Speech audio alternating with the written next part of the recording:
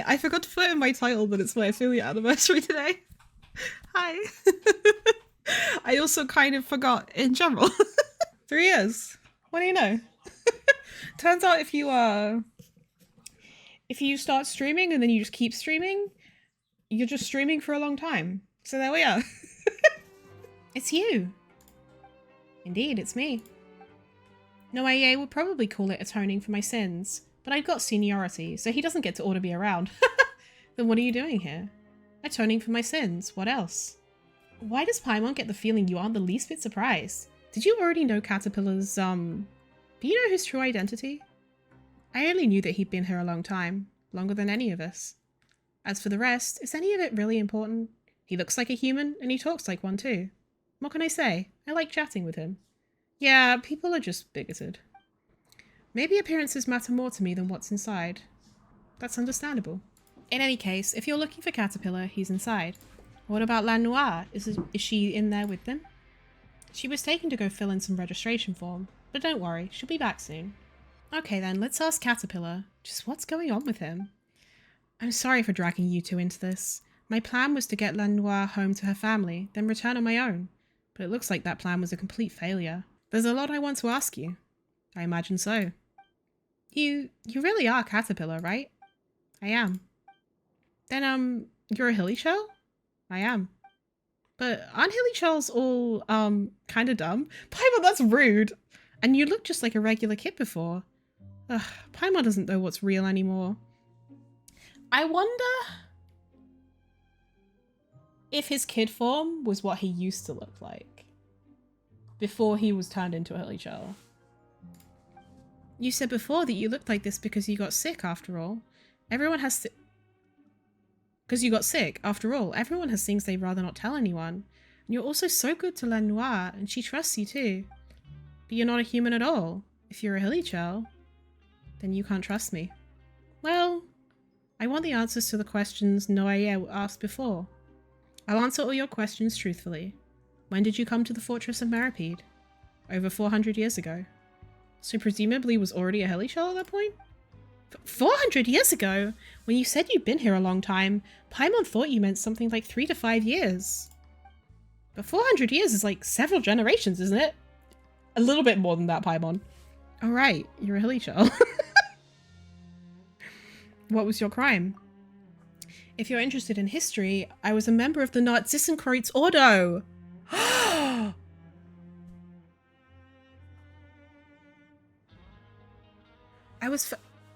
Wait, is this Carter? I was found guilty of being an accessory to the Master's scheme.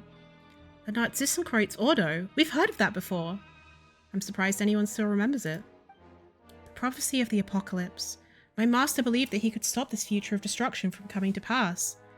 We did much to prepare for this. It was a powerful magic, and also an evil plan. Perhaps none of this is important now.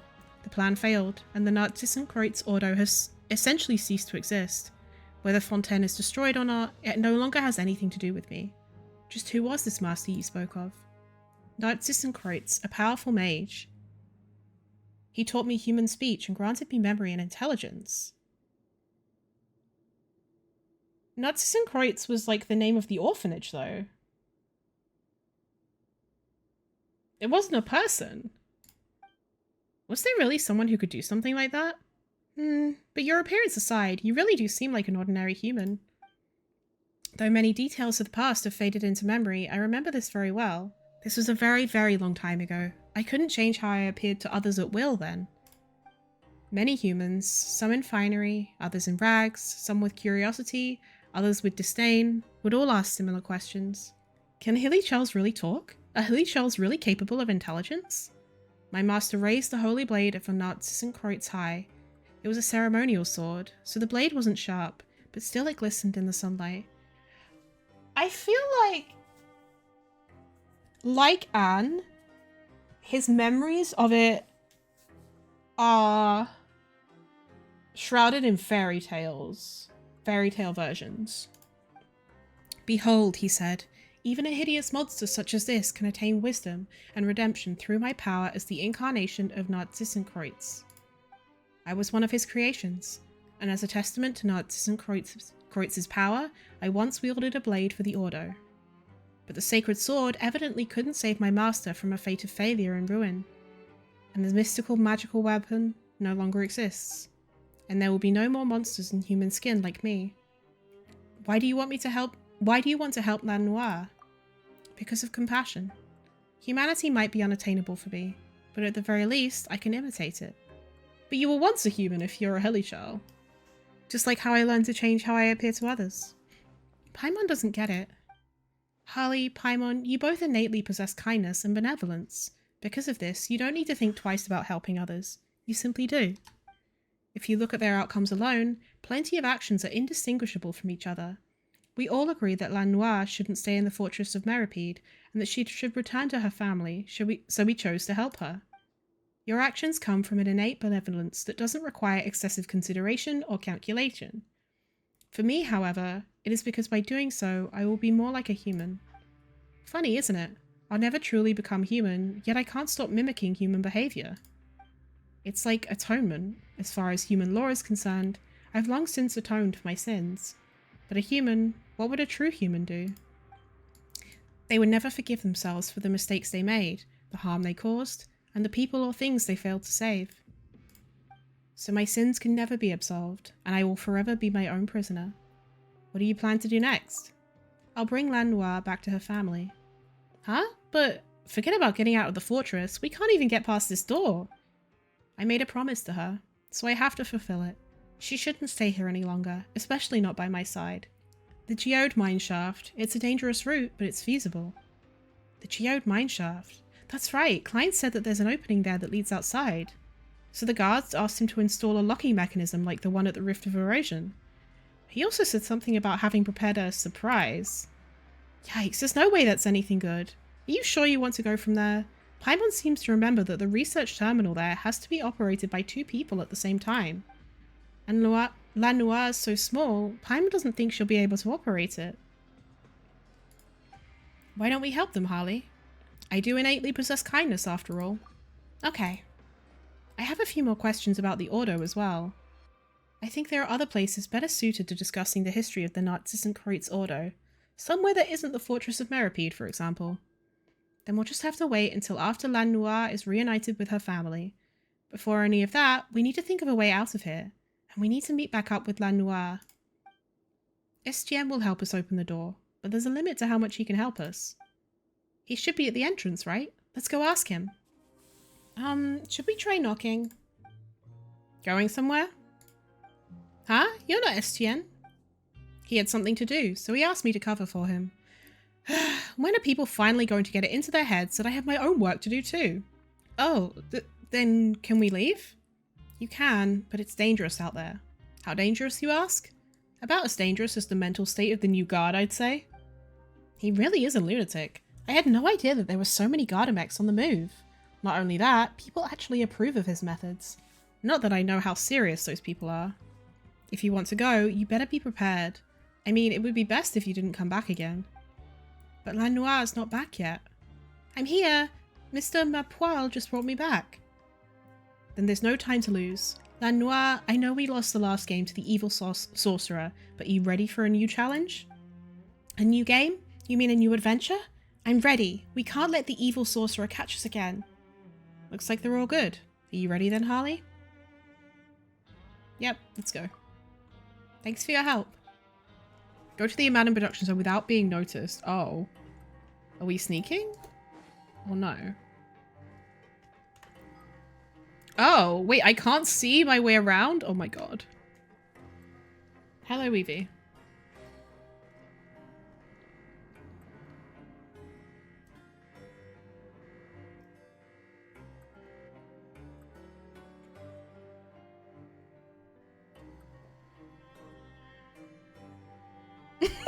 That quote. This feels completely different from before. Is it really necessary to use all this just to deal with 4 kids? I'll protect you, Miss Paimon. Miss Paimon, don't be afraid of the hexes of those wicked sorcerers. I'll stop them for you. Doesn't that mean they got Lanoire? We've got to be careful, Harley. We can't be discovered by the guards or seen by the searchlights. Our goal is the geode mineshaft, so we have to go to the abandoned production zone level first. Anyway, let's head in the direction of the lift first. Okay, so we just got to avoid the lights, I guess?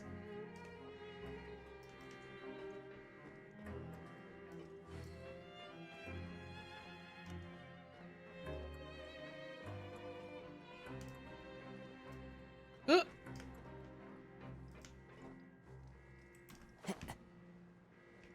Oh, I see. There are enemies. Fuck.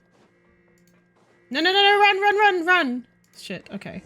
Guess the lift's guarded after all. What should we do now? Oh, move! Huh? Why is there a searchlight here? Could it be the one that Klein's fixed before? Lyman doesn't know if he's fixed it yet. Maybe it'll be useful. Okay. Whoa, who did that? Must be someone really new to do something that dumb. This is why you need to read the operating manual before you use it. That new guy, you just wait. He left. Let's go over there while we can.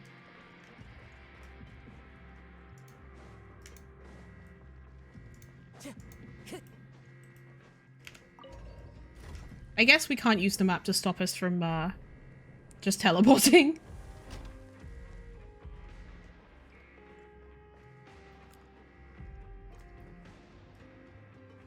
Where am I going? Higher? What do you mean higher? I went to the right place, didn't I?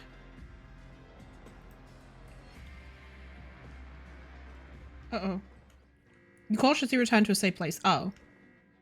Fuck me, I guess. How the hell?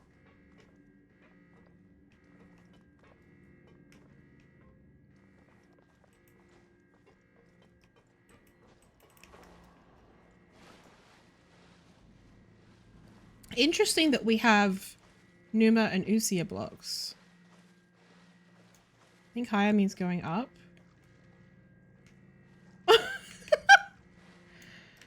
No, but I mean, it told me to go here, so like, I don't know why the end result is meant to go... Oh, wait. Hold on.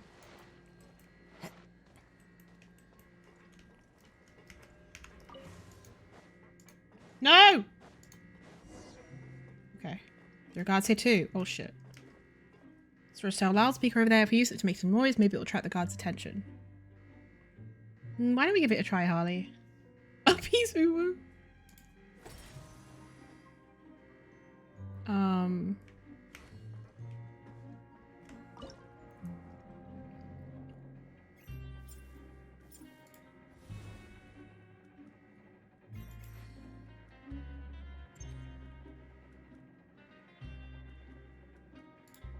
There are leaves around. And Okay. I need just the tune to accompany them. Hi, Jack. Enjoy your look. What's that noise? Good, let's get out of here before the guard finds us.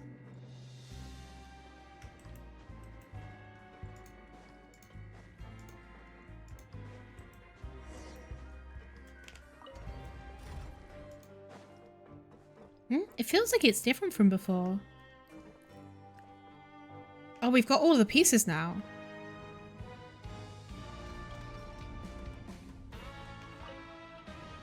Like that? Oh, yeah. Hell yeah. I did it. It is the last link I have to the Let's go. Like, do I need one of the drive trains? I do, in fact, need one of those. Okay.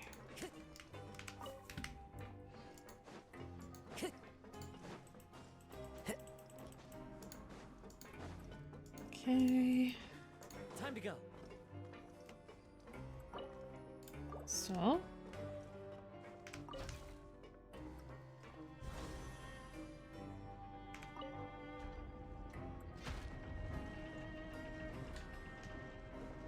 Where is it supposed to be pointing?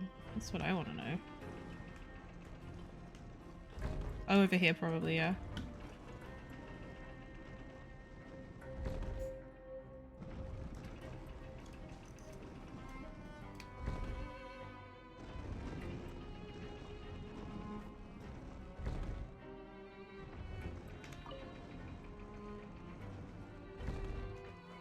Hey.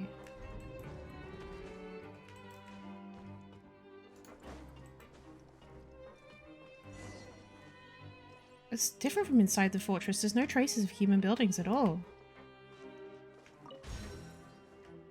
Would people really work in a place like this? I guess so.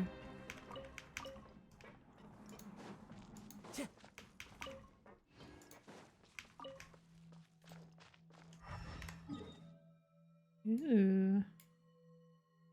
I wonder what is these two ends.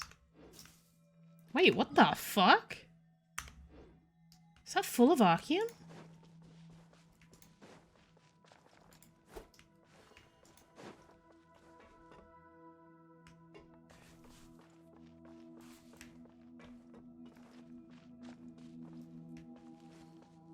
Wait. Oh, is this the last? Oh, it just activated the waypoint for me? I don't like when they do that. I want to activate it myself. It feels more satisfying. So does that mean the achievement I got was for the... Oh, it was. Okay, cool. Spin crystal. Whoa.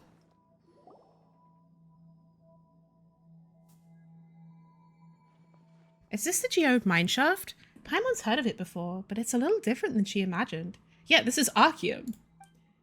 Wow, what pretty rocks. Are all of these gems? It's Archeum. See, I'd be saying this shit. And everyone was like, oh, it's not a big deal. Like, it can't be making you feel unwell. It's fucking full of radiation. I feel like the game is gaslighting me.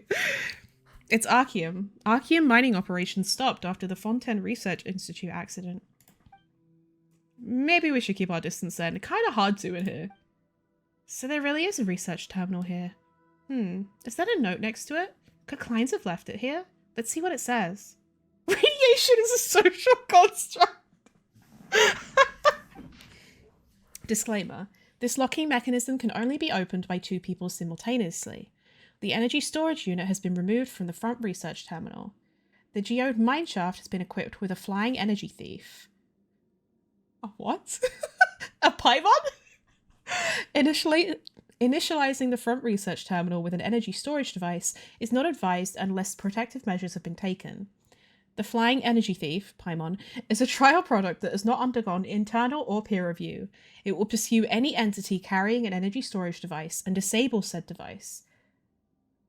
Loss of control or explosions occurring during the trial product's operation will be considered unfortunate accidents for which the manufacturer is not liable. It's strong. We can't be sued if we say we can't be sued, you know? It is strongly advised not to leave from here. Work in the production zone is arduous, but at the very least, it is not life-threatening. Turn back now. If there is anything about the Fortress of Meripede that you are unsatisfied with, please see Ms. Monglane and fill out a survey. Is this a surprise Clines was talking about? More like a shock. To activate this research terminal, we'll need a mobile energy storage device. But once we have one, we'll get chased by some sort of flying energy thief. It's you. Looks like we'll just have to beat this energy thief in a race. I'd like to go back and give Clines a beating. What? We can't blame it all on him. There's going to be a race? I'll be rooting for you two. Alright, let's leave this terminal to Caterpillar and Lanoire. We'll take care of the rest. I'll keep watch. Be careful. Flying energy thief. This is said to be one of the security measures set up inside the geode mineshaft. It will actively pursue entities carrying storage devices and will use small yield explosions to disable those storage devices. To anything that is not holding onto a storage device, however, they pose no threat at all and appear to be no more than pretty little balls. Ayo. I'll be rooting for you, Ms. Harley and Ms. Paimon. We'll take care of things here. No fucking pressure. I'm screwed. Actually, wait, I have Yelan. We're all good. We're Gucci. Oh, shit. Okay, it's a maze. It's a maze. Oh, no. Oh, no. Ah! Fuck. I regret everything. Oh, shit.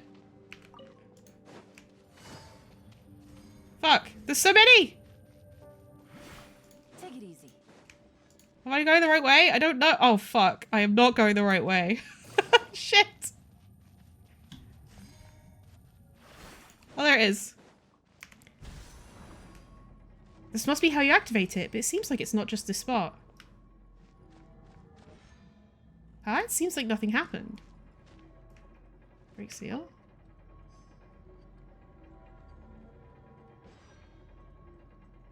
They're just vibing?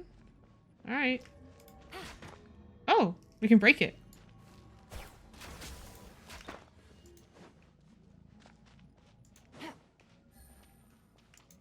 Oh, we're back to the...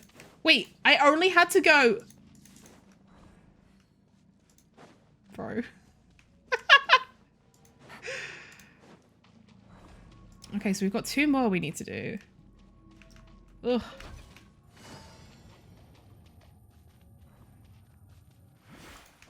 Nope. Shit. You just broke a seal? You went the right way? Oh. Fuck! I don't know where I'm supposed to be going. Take it easy. What? Ah! Oh, here. Oh, that's the wrong button. The terminal lit up. It can be activated now. But I like went all around the houses and I didn't need to.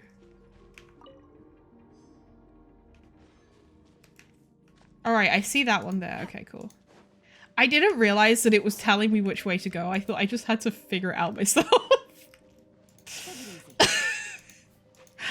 You know, it's fine. Nope, wrong way. Fuck. Oh shit. Nope. Okay. Oh, there we go. There was a seal before? Oh. We just activated them at the same time. We should be able to open the path. Hey, can you hear Paimon? I can hear you. Let's count down from 3 and turn them on. 3, 2, 1. Now we can finally get out of here. Lanoire, Caterpillar, get over here. The way out is clear. Okay, come on, Cata, faster. Huh? Why is it off again? The Fontaine Research Institute's tech really is unreliable. Did it malfunction? At least it won't explode this time. Probably. Maybe someone's catching up to us. Should we go back and take a look then? Oh, for fuck's sake! This fucking guy with the stupid name. I'm so tired of... How does he know?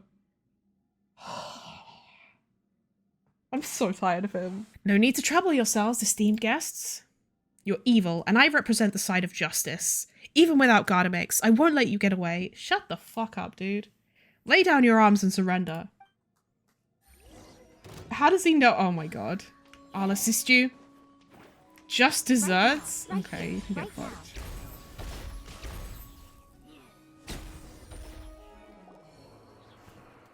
He's just a monster. Why would you help him? Why would anyone help him? Cata isn't a monster. Why would you call him that, evil sorcerer? Ever since Mother left Meripede, Cata's been really nice to me. He's never lied to me.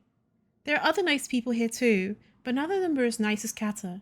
He tells me all kinds of stories and listens to mine too. I won't let you call him a monster. Why? Justice should triumph over evil. There's no such thing as good or evil here. Oh, hello. Estienne, what are you doing here? You're late. So sorry about that. It took me quite some time to retrieve those Gardamex he utilized without your authorization. Well done. You didn't just break the rules, but also violated regulations. So, Noé also broke the rules and regulations. Like, what? Now it's your turn to accept your punishment. You're coming back with me. As for you guys, if you want to leave, this is your last chance. With all the fuss he's been making, who knows what will happen later. Of course, it's also possible that nothing will happen at all. Thank you. Aw. If you really want to thank me, don't come back again. Then, with Estienne's help, the path is reopened. Paimon guesses we can go now. We should be in the clear now, right? Let's get a move on before we run into any more surprises. We're leaving Meripede again? Will we ever come back? We'll use the front door next time. Going through the regular channels is safer. Well then, goodbye, Meripede.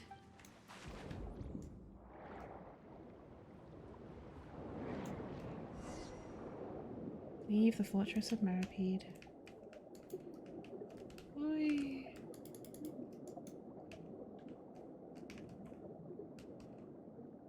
This is fun.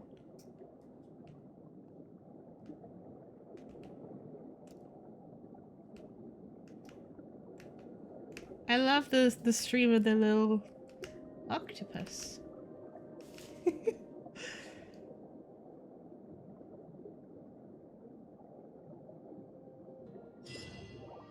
Ah, you follow Caterpillar's directions to a secret path leading out of Fortress Meripede.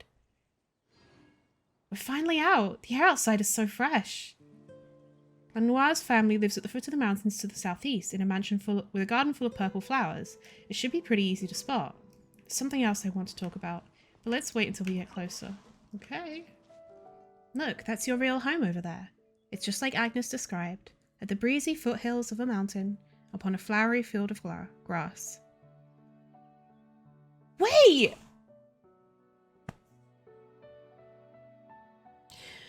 We did a side quest for the guy that's living here. He said he was mad because his daughter never wrote back, or like never came to visit him. And she'd written him a letter, but he refused to read it because she'd never come back to visit. She probably got put in jail and had a baby, and she was writing to tell him about the baby. That's it? It's just like Mum said. Harley, Paimon, why don't you take Lanoire there? What about you, Kata? Aren't you coming with us? I'm feeling pretty tired, so I'll rest up here for a while. I'll catch up with you later. Then I'll stay with you. Once we're all rested up, we can go together. Miss Harley and Miss Paimon must be tired too. It's a shame Bran and Mr. Wolsey aren't here. I kind of want to go back. Back where? Back to Meripede, of course. Going back now probably wouldn't be a great idea. That's right, getting out of there wasn't easy. Plus, if we go back now, Paimon thinks it would be bad news for STN and the others. Don't you want to go back to your real home, Lanoire? Look, you can see it from here. We just have to go over there, and we'll have reached the end of our adventure. And speaking of which, Paimon thinks we've met your family before. Now that she thinks about it, a lot of the details add up. You explained how you helped Earnshaw find Prince, Princess, and Hero before. Ah, like in the story that they were telling.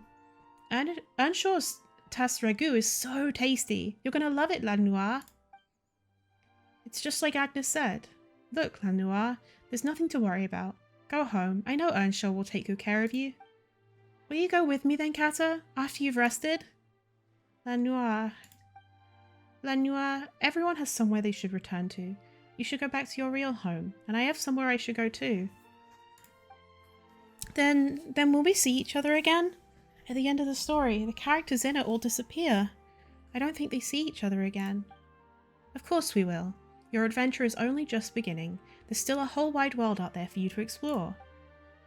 This is just a temporary goodbye. We'll see each other again. Really? Really? I know you've never lied to me before, but... Let me tell you a story, Lanoire. Long, long ago, there was a mage's apprentice. He was a dim-witted apprentice, so it took him far more time than the others to learn the language of magic. But his teacher, who was an amazing mage, wasn't the least bit concerned. On the contrary, he heaped praise on his apprentice's progress, and even entrusted him with important tasks.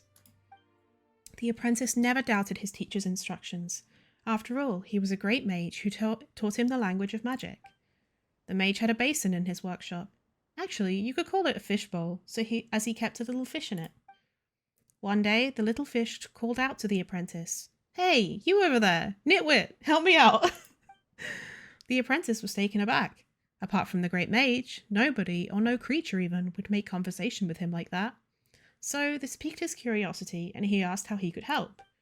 As it turned out, this little fish used to live in the vast and boundless sea. By being brought here, it had been separated from its family. It had tried to ask others for help, but none had responded to it. I'd like to bring you home, but my teacher has forbidden me from going out, the apprentice said. All the stories were allegories. Hearing this, the little fish swam crestfallen to the other side of the basin, saying nothing further to the apprentice. Then one day, the apprentice discovered that the little fish was no longer in the basin. Who took it away? Did they bring it home? The apprentice couldn't help but wonder. Without the little fish, the basin was now completely empty. Just what sort of place is the vast and boundless sea? Before he realized it, the apprentice's thoughts had drifted to the world outside the workshop. And then what? I bet the mage's apprentice leaves the workshop. But the little fish, did it go back to its home? The sea, that's a place with lots and lots of water, right? Does the apprentice find it? I'll tell you the rest of the story next time. Aww. Only listening to my stories can't be that much fun. The next time we meet, if you don't want to hear my stories anymore, you could tell me some of the stories you hear from Earnshaw. I think he'll have many stories he'd like to share with you. Well, then, the next time we meet, I'll be sure to have lots and lots of amazing stories to tell you. I look forward to hearing them too. For now, it's time for you to go home, Lanoire. This goodbye is only temporary. We'll see each other again. Okay, then, until next time, Kata. Miss Harley, Miss Paimon, let's go. Oh, what are you kids doing here? And this young lady is... strange. She looks rather like... Together with Paimon, you describe to Earnshaw what you heard about Agnes from Caterpillar. As you speak, Lanoire supplements the tale with a few childish words of her own. So that's what happened. That silly girl's already... Mother's not in Meripede. Is she not here either? Yeah, she didn't like it here, so she left and never returned. Why? This place is full of things she likes. I recognized Prince, Princess, and Hero as soon as I saw them. Mum said that she was always very quick to change her mind, and she pestered her dad, Grandpa, for ages until he finally agreed to get her puppies. She really liked dressing them up, but soon she had something else she became even more fond of, so she didn't get to watch them grow up. Why won't she come back? If she doesn't come back soon, I'm going to grow up as well. So is this place going to be my home from now on? That's right, child. This place is your home now. Okay. I smell tasse ragout. You can eat as much as you'd like. I'm back in my own home now. This way, I think Kata will be happy too. Kata, is he the one who took care of her? If it's alright, could you invite him to rest a while here at the cabin?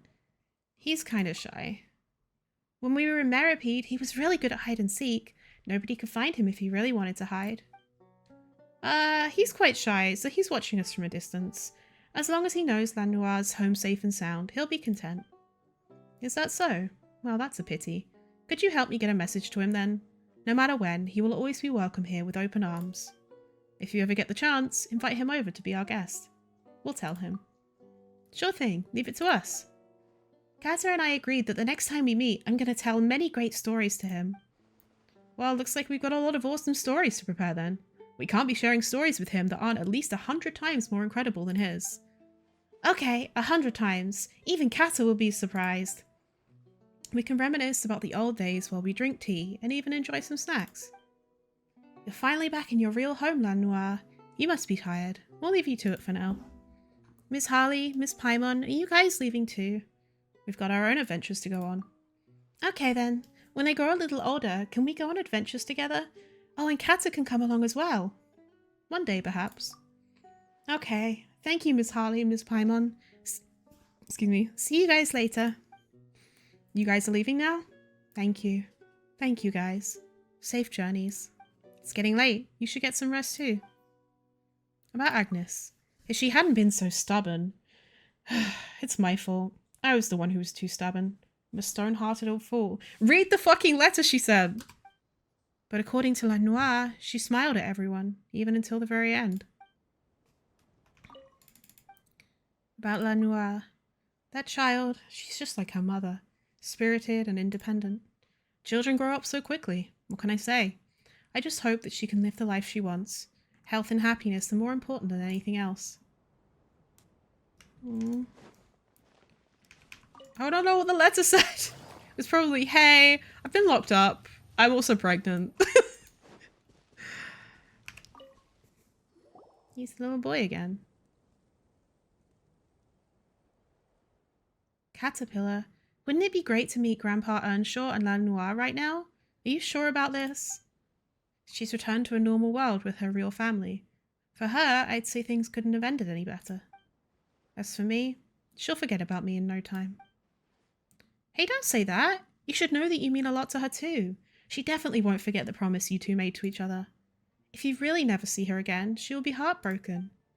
She won't. Children tend to quickly forget both meetings and farewells. This is how they grow up. I'm simply a character in a story. Brave at times, yet also an evil monster at others. Let this fantastical story be a memory consigned to her past. She has the real world now, one that's hundreds of times better than any fantasy narrative. Harley, Paimon, thank you. Don't mention it.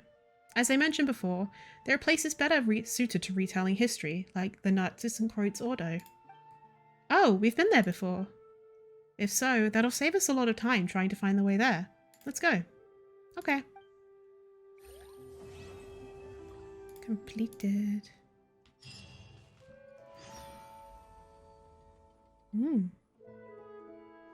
Well, this is the NARZISSENKREUZ Ordo.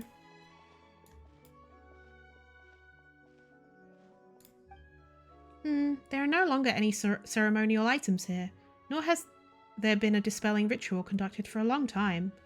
Nonetheless, yes, the familiar setting is stirring my memory. This is the right place. Maybe there might be clues that we've overlooked, but that you could spot off the bat. So have you found anything? All I see are memories of a past and things that that shall never again catch up to me. Does that count? Well, Paimon doesn't want to interrupt your reminiscing, but that doesn't sound like what we're looking for. Perhaps, but my past is inextricably intertwined with the NARZISSENKREUZ Ordo, the chief culprit of the Great Sin. As such, some of my memories may yet be helpful to you. Then could you start telling us about them, Caterpillar? I should warn you that I was not in the inner circle several hundred years ago, so I don't know everything about the incident. But I was personally mentored by NARZISSENKREUZ, who should be the origin of all this. NARZISSENKREUZ? Isn't that? There's a prophet lying dormant in all of us, and when he wakes, one more evil shall walk the world. That's the sort of person he is. Well, since we've got this opportunity, is there anything else you want to ask Harley? Tell me about yourself, Caterpillar. About me? I thought we got acquainted well enough during our jailbreak. But I understand that you're asking about something deeper. Now, I shall perform a terrible feat that has never been done before and will never be done again. I will expose someone's true self before all, without any facade or masks, and that someone shall be myself. Wow, that's really a lot. Paimon doesn't think she can lighten this atmosphere up at all. Meta. Lanoire has already gone home, did she not? We have to face a more complicated world now. The time for things from under the age of 9 is over. Next, we probably need the experiences from age 16 or so. Huh? What? The experiences from 16 or so? The first voice I heard while in this body was that of NARZISSENKREUZ. Other than speaking of the redeeming powers of the holy blade of NARZISSENKREUZ, he also preached thus. The body is just a shell. Even the body of a hilly child can bear sentient consciousness. Did he create you then? Perhaps he did. I've tried to unravel my own origin, but the answers I got were all pretty vague. Poor you. Well, I don't really feel that way.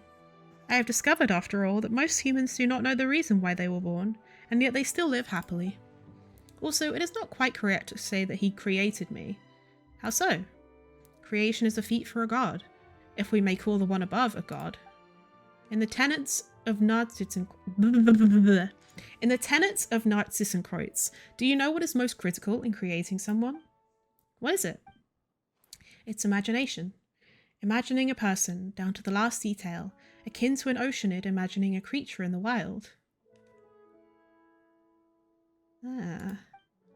There's a story that tells of a powerful mage priest imagining his own son, only to realize that he himself was the product of someone else's imagination. Sorry for digressing, but I feel that this information is relevant to your questions. Well, that didn't make anything clear, but... Do you have any other questions? About the NARZISSENKREUZ Ordo. Since you find this place so familiar, what could you tell us about it? Actually, as I recall, most of the people in the NARZISSENKREUZ Ordo were very kind. NARZISSENKREUZ's teachings just contained many radical ideas that were perhaps difficult for people to accept. I feel like NARZISSENKREUZ has to be the name for Renee, right? Like, maybe he called himself that later on? Because he said he's about 400 years old. So Renee obviously carried on living because like a lot of the events of the NARZISSENKREUZ Ordo were like before that, I think? That doesn't sound good at all. NARZISSENKREUZ would lead ceremonies with the Holy Blade in accordance with the ancient dictates. They called it trifactor excision in Lille, and in Sumeru, shattering at Magraha. He called it renunciation of the ego. What? He believed that one's own will is an obstacle, and that accidentally receiving a vision while seeking the path is a guaranteed path to destruction. Huh. So, after someone gives themselves up, what happens to them? Well, they stay quite normal, actually. It is said that people cannot perceive the truth, because a body with a self sees the world filtered through the 5 senses. That doesn't sound so scary, then. However, I never found out for what NARZISSENKREUZ's ultimate purpose for collecting all those wills and selves was. Yeah, this has to be Renee, because he was trying to turn everybody into a giant, like, oceanid. Can you elaborate concerning NARZISSENKREUZ? Wait, these typoed it here as well. There are so many typos in this quest. Holy fuck. Another time, perhaps. There is so much to be said. I'll need time to process it all. Do you have any other questions? About what happened all those years ago. Many years ago, the one then called Lord Artificer Guillotine and NARZISSENKREUZ had an intense clash. Yes, NARZISSENKREUZ... How is that man true? NARZISSENKREUZ has to be Renee because Alain Guillotine and Renee had like a major clash. And that's what kind of like snowballed into everything else. So NARZISSENKREUZ has to be Renee. Guillotine was even called the White Cavalier of Protection back then. Is that a better title than Honorary Knight? Well, if we're comparing impressive titles, I submit Chrysalis of the Phantasmic Moth. What kind of just what kind of weird title is that? The title that the Ordo gave me. See, I'm Caterpillar, a creature that turns into a chrysalis before completely metamorphosing into a butterfly. Sorry.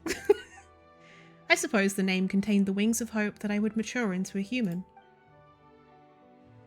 Even though we learned a lot, there's still more questions that will need answers. So maybe he isn't Carter then, because Carter was Alain's assistant, not Renee's. I'll have to pore over the records and try to piece it all together. So I'm afraid you won't always find me here. Fontaine can be dangerous for you as it is now. I'll disguise myself and rely on the methods I've developed to do what I must. I'll survive. Anne and Seymour return to the NARZISSENKREUZ Ordo. Negative. Danger. Danger. Activity by NARZISSENKREUZ Ordo remnants detected. Harley, Paimon, and Anne, please find a safe place immediately. Annihilation mode activated. I didn't know you could do that. Whoa, Seymour, calm down. This is... We meet again. What did the White Cavalier of Protection say about you? Ah, yes. This is my little invention. Affirmative. I am prototype with a large number of bold design elements. The priority level of this topic has been downgraded. Please lay down your arms and surrender. Seymour, listen to me. I've already surrendered to Harley. Ayo. Is that so? Yes, totally. Very well. In that case, we can continue to discuss my extraordinary design. I am Caterpillar, as you know. Speaking of which, how's the young lady you were protecting doing? She's right there. Wait a moment. Why did I say something like that? What's wrong? You are correct. I am looking for the master I should protect, Marianne, or as you might call her, Marianne Guillotine. I love Traveller, like, coming to terms with everything long after I've already come to terms with things. Marianne Guillotine. Guillotine. Correct. My designer. Guillotine. Caterpillar, is this your memories from hundreds of years ago? You know, getting clearer? No, this is a memory from before my birth. Something akin to an elephant recalling its previous life while meditating. I do not understand. Previous lives do not exist. Not for you, at least. Thanks to you, it seems that I've encountered a potential breakthrough I had never imagined possible. Perhaps I might find the secrets to my own birth after all. No, I do not understand. I am glad to have been of service. Anyway, hello, Caterpillar. Have we met? My memory is fading, so that is quite possible. If I may be so blunt, what is your relationship with the Red Empress? The Red Empress? I have no idea who that is, though the name kind of rings a bell. Then let me try another name. What is your relationship with Lyris? How do you know that name? I went through many adventures with Paimon and Harley just to find out that she was merely a character in a story. Do I? I think I know what's going on. I'm also a victim of riddles, so I shan't play dumb. I'll tell you everything I know. Lyris did indeed exist. She was an Oceanid as well, and NARZISSENKREUZ's name for her within the Ordo was the Red Empress. Okay, what's going on here? Paimon feels like it's all connected. Yeah, it is. Still, when we first got here, Paimon couldn't help but notice. The clock here doesn't seem very accurate, does it? Ah, that. Simply put, it's the Doomsday Clock. Oh! Just the Doomsday Clock. No big deal. No stress. Don't worry about that. Doomsday Clock? When the clock strikes midnight, the apocalypse will come. Oh! Cool. Chill. Huh? Doesn't this mean that the end of the world is almost upon us? Huh, that really does take me back. When I was here before, they thought the apocalypse was still far away, and that though it wouldn't happen in our generation, we should stop it for the sake of the future. Almost like real life, yeah, it's a bit too real. If the clock is accurate, then it is not far off now. Perhaps we shall lay ourselves down to sleep tonight, and the sun shall not rise in the morn. Perhaps the sea shall evaporate tomorrow. Or perhaps we are already living in the apocalypse, and the good times have long ended. That's a bit too real. Hey, get serious. Will the apocalypse really come? First, what we see is just a clock, not the apocalypse itself. When it comes down to it, time is merely a tool humans use to measure changes in all forms of matter. NARZISSENKREUZ was the one who used the world formula to calculate the beginning of the end and built this device. Yes, absolutely confirmed, Renee. As such, I cannot answer your question, dear Paimon, because this is all it is, a clock. That's true. Anyway, let's share our findings. You and Paimon briefly share all that happened with the other 3 people, though technically speaking, none of them are humans. Input logged. Elinas, did you think of something? I don't know. I'm not sure. It's like water boiling off into gas. I can't see it, and I can't quite grasp it either. Oh, that is a really good way of putting that. When you can almost remember something, it's on the tip of your tongue, but you can't quite remember it. Oh, any thoughts or leads, Caterpillar? Can't say that I don't, but I'm still trying to sort some things out, so let's discuss this later. Right, I kept forgetting to ask you something. Harley, Paimon, I'm very grateful for everything you've done for lanoire. So is there anything that I can help you with? Huh? Do you mean anything? Just like making a wish? It should be something within the scope of my abilities, of course. You did free lanoire and I from prison, but I'm no gin in a bottle. So what would your wish be, Paimon? If that's the case, then Mora. No wait, yummy food. There's so much that Paimon wants, but we've been having lots of fun traveling together, so we don't really need anything special. Instead, Caterpillar, can you help us help Anne and Seymour? Paimon. Harley, what do you think? Is that a good wish? That'll do, Paimon. That'll do. Is that a... Oh, what the fuck is that movie called? Babe. Is that a Babe reference? That'll do, pig. That'll do. I thought... Why is there a Babe reference?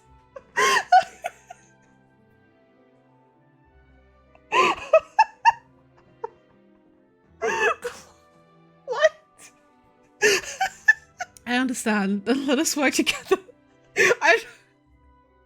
That's so random. Yeah. Understood. Now, I plan to work with Seymour and Anne to see if we can use our experiences and the information available here to figure something new out. Harley, Paimon, let's meet back here later. Anything else you want to talk about? About the current situation. It's nice that this place is so lively again after several centuries. Just joking. I think there's a purpose to all this. I mean, to us gathering like this. It's boring and foolish to treat it as simple, sheer coincidence. Our encounter has to be an omen of kind of a beginning, akin to a repressed seed struggling before fully germinating. But on the other hand, before the actual apocalypse arrives, just who would try to find meaning in absurdity and be convinced that those signs herald that inevitable solemn moment? Other than NARZISSENKREUZ, whom I used to call Master. Regardless, he deserved to be called a Grand Master. Just like our paths crossed here under the Doomsday Clock, if we follow along the woven... So many typos in this quest, it's ridiculous. If we follow along the woven path together, maybe we can... I should save the rest of that thought for the end of the journey. I want to know more about you, Caterpillar. What else is there to say about myself? I often feel mutually exclusive elements in the nature of my existence. Individually, they are pure, but also alien to each other. Therefore, when they interact, they mix with the other and become impure. Can you understand that? Kinda? My own identity is not consistent. Sometimes I am a Bloomguard, other times a dragon. My identity is a lie built out of the stories of others. Oh, I see. But I believe a definitive answer exists, a singular correct answer. As the hands on the clock move again, I'm ready to take that step. I want to know more about Lanoire. Our time together was very short, but I never thought I'd be so committed to playing the role of a protector for her. It was indeed a very novel experience. Perhaps I was attracted by her purity, because that's a quality I will never possess. Yet the fortress of Meripede is what kept her innocent, somewhere which she shouldn't have been in the first place. To give her an opportunity to choose, the right to choose must be first stripped from her. But whenever I think of how now, the mundane world has finally entered her heart... Oh. Are Anne and Seymour still here? Oh, yeah. Oh! Calculation process halted. What are your instructions, Miss Harley? About the current situation. Through communication with Anne the Oceanid and the former NARZISSENKREUZ Order member Caterpillar, some promising information has been obtained. I am Prototype 4ACV-07, designed by Guillotine to accompany and protect my master, Miss Marianne. Unfortunately, no additional information on Miss Marianne is currently available. Moreover, Anne the Oceanid was able to provide very little information. The remaining member of the NARZISSENKREUZ Order Caterpillar did not provide complete information. More time is required for analysis. I am equipped with the most advanced memory storage unit, logic unit, optics, and various functional modules from the Fontaine Institute of Natural Philosophy. This allows me to keep a log of Miss Marianne's daily life and also act as an agent's assistant. My present top priority is to locate Miss Marianne and ensure her safety. I want to know more about Marianne. The purpose of my design and creation is to serve and protect my owner, Miss Marianne. My present top priority is to... Okay, so he says the same thing. Anne the Oceanid exhibited certain behaviors identical to the past behaviors of Miss Marianne, but the factors comprising them... Note, regular record space collation could decrease the frequency of such issues effectively.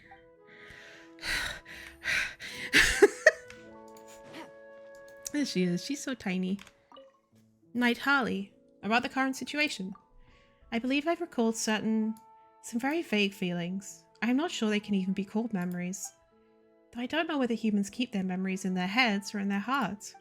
But oceanids seem to have neither a brain nor heart, just water. If only I could be like that silly dog. Just sit there and mumble stuff like, drive defragmenting to recall everything.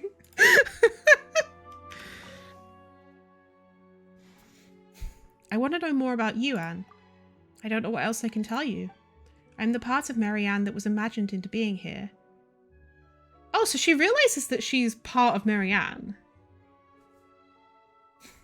But But she rejected me, and the others as well. I mean, other existences. The Princess Lyris I want to rescue does not exist. Marianne is also not Marianne, and isn't that silly dog's owner. I mean, she kind of is, though. I don't know why, but when I see that silly dog, something just swells inside of me. It feels like bubbles, but they burst whenever I get close to remembering. Caterpillar seems to know something, but he won't say much if he's not 100% sure. We came to the place with NARZISSENKREUZ in its name, yet nothing was resolved. I want to know more about Princess Lyris. Princess Lyris... Well, how am I saying this? Just say Lyris. Princess Lyris is kind and courageous. That's why she endangered herself, in order to protect her friends. Before, all I thought was that I must have been a friend of hers, and she protected me. So now that she's in trouble, I have to save her. Even though she might not want me to do that, because she is too nice, and would rather suffer than let her friends be in danger. But if I don't save her, how could I be worthy of being her friend or deserve her protection? Memories. They are hazy, like whirlpools in water. Emotions and desires, on the other hand, feel so real, despite me realizing she's just a character in a story now. No, she was real.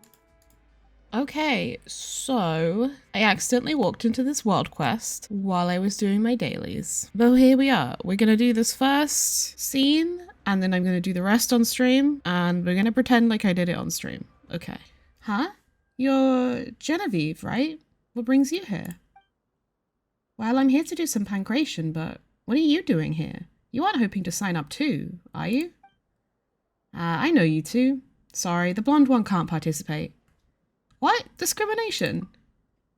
That was worded a little misleadingly. I think what you mean is that Harley specifically is banned from taking part, not blondes as an entire category, correct? Because I'm blonde, and you let me sign up. Let me put it this way. A pancration match is a spectator sport. Entertaining the audience is more important than who wins and who loses. I've heard all about your past deeds. If we let Harley enter the ring, the outcome is a foregone conclusion, and all the anticipation is removed from the equation. No one wants to watch a match with a predictable outcome. If I let you take part, I might as well hand you the trophy right now and save everyone the trouble. In that case, Paimon can fight on my behalf. No way! Paimon fights as a duo with Harley, or not at all! I mean, mostly not at all. How about I let Harley join as a coach? You can coach her. The strongest coach paired with the weakest contestant. Damn. Yeah, that should be a nice gimmick. Nice touch, I mean. For the audience. Also, although it's mostly for fun, there's a pretty generous prize for the winner. All thanks to her colleague. Or should I say, former colleague? The winning team will receive credit coupons, as well as a fantastic Fonta trophy. Show it at the Fontaine Research Institute, and you can drink all the Fonta you like, for free. An endless supply of free Fonta? Harley, Paimon wants that.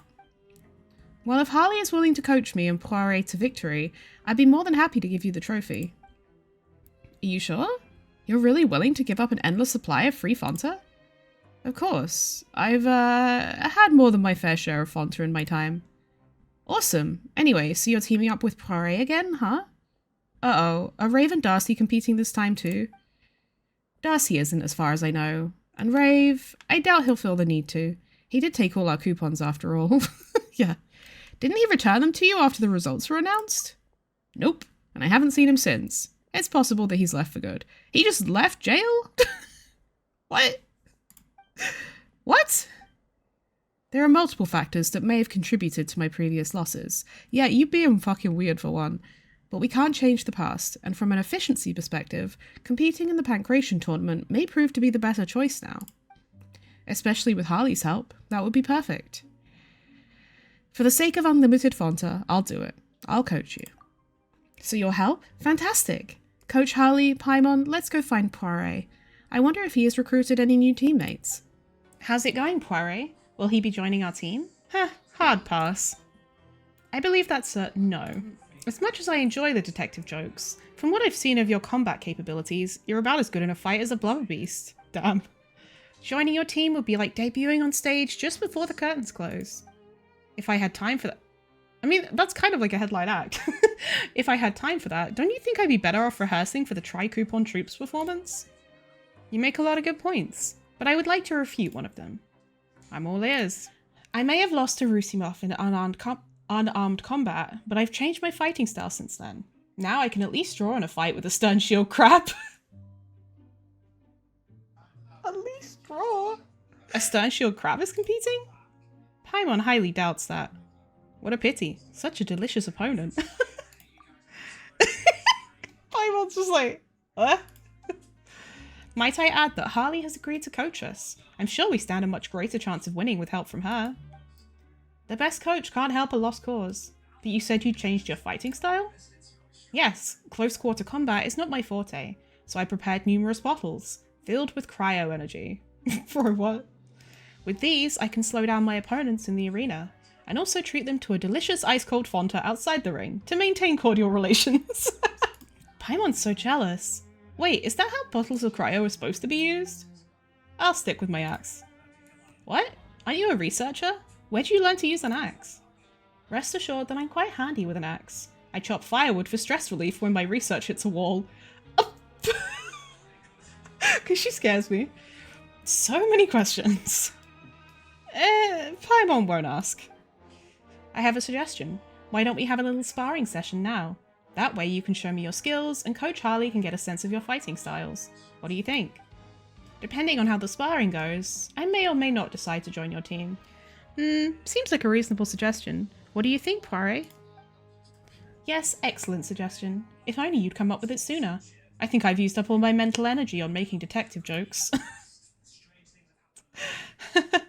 Well, I would say let's get right to the pancration ring and not waste any more time, but are you sure you're dressed for a sparring match? What do you mean? I always dress like this when I'm chopping firewood. You should change into something that's easier to move around in. Fortunately, the troupe has some costumes. Give me a moment. A minute, even. Goncourt gets a set of comfortable clothes for Genevieve. She's your opponent, though. Isn't it counterproductive to help her? It's not a fair fight if she's handicapped by her clothes. Thank you, you're very considerate. Whichever way this goes, you have my respect as an opponent. Okay, so she changed into a different NPC outfit. Alright, I can officially say it now. Let's get right to the pancration ring and not waste any more time. I'm sure Rusimov wouldn't mind us borrowing it for a while. We'd like to use this place to train with Goncourt. Sure thing, no problem at all. Please observe our fight closely, coaches Harley and Paimon. Truth be told, Poirot and I lack fighting experience, especially this kind of fighting, so... Please let us know right away if you have any advice during the fight. What if I give bad advice? I trust your judgment. As long as it isn't a fatal mistake, there's always a chance to turn it around, right? Now let's warm up and get ready to enter the arena. Goncourt can't be stronger than a stern shield crab, right? You can do it. This is like the fungi event. It's just a rehearsal, we won't hold back, please try and understand. So all I do is this? I see. So that's the cryo bottles.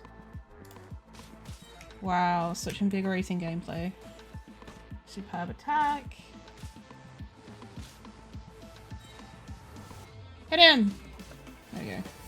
Wow, the outcome is already clear. That's enough, Poirot. That music kind of goes hard. What the fuck? Not bad. I'm impressed. It was close. Could have gone either way. It wasn't close. I've been waiting so long for a chance to say that. Aww. But it was 2 against 1, so based on Goncourt's pancration ethics, this probably didn't count as a fair fight.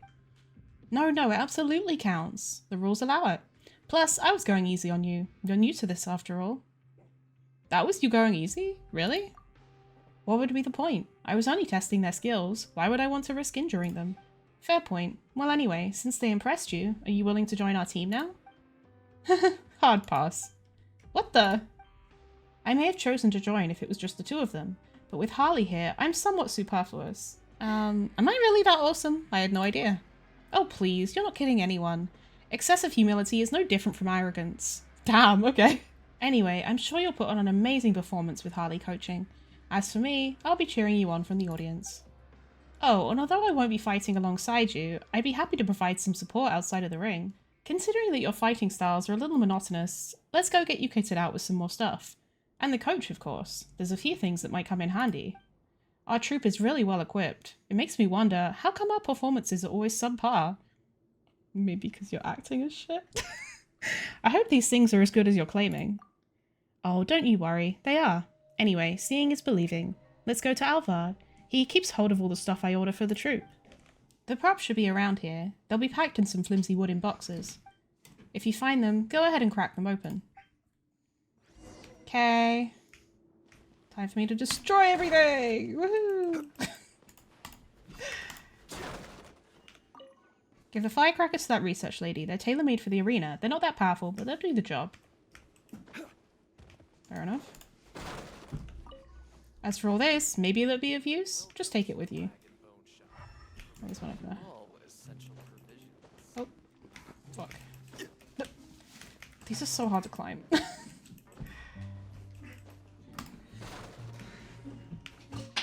Oh, this is a backup for my own weapon. Let's give it to the detective's assistant then. What the heck is all this? Does your troupe really use these in your performances? Using them is optional, but having them is mandatory. That's my motto. I know nothing about performing, so I'll take your word for it, Goncourt. Wait, but this is a fight, not a performance, right? Yes, but it's still for entertainment purposes. The Pancration Ring can be considered a stage of sorts. I look forward to watching you shine on the stage. With all your preparation so far, I'm sure your first fight will be a breeze. I heard your opponent is a big blue fella. What does that mean? And while he might be a stocky guy, I don't think he's a match for you. Goncourt seems like a better coach than me. You're too kind. My assistance has been minimal. I'll leave the hard work to you, Harley. Coach Harley, could you ask Rusimov when the matches will officially begin? We'll be ready to fight whenever you say the word. I'll watch your fights if I have the time. Best of luck in the tournament. Thanks for everything. You're a great guy. And thanks to Poiré for the detective jokes. I'm hoping to work some of them into my scripts. If any of you have any good ideas for a story, do let me know. Sure, I've got plenty of stories to share. Perfect. We'll have to talk more sometime. One thing at a time, Coach. Come on, let's go see Rusimov. I wish we didn't have to go all this way every time we wanted to go to the Pancration Ring. Highlight today's Pancration fight, a naive researcher and her assistant, a team of 2 fresh fish being served up onto this chopping block of a stage. Damn. Back so soon? Fast and furious. Yeah, fast to lose, furious in defeat. Why are you being so pessimistic? Sounds like holding all those cryo bottles has cooled his enthusiasm. Huh? So elemental energy really does have that kind of effect? Of course. The Fontaine Research Institute was right after all. Instead of elemental energy... If you're ready, you can start whenever you like. Aren't you going to explain the joke? What joke? Autism alive and well. Nothing. Just forget I said anything. Ahem. Now then. Your first opponent has quite an interesting origin story. He was stuffed into a barrel, and the barrel had a note on it that said, "Take a look in the mirror." Obviously, the person who stuffed him in the barrel is also participating, so if he beats you, it'll be his chance at revenge in the ring. What? Am I high? What? After all, fighting's prohibited outside the ring. It's his only chance to win a fight and not get punished for it. Of course, he'll still be entitled to visit the infirmary if he loses. So, are you ready to enter the ring? We're ready. Then please take your positions. Even if it's just a recreational tournament, that still doesn't mean you should be pitting jokers like these against me. Quite the rude fellow. No wonder someone stuffed him into a barrel. Oh, we're getting a melt.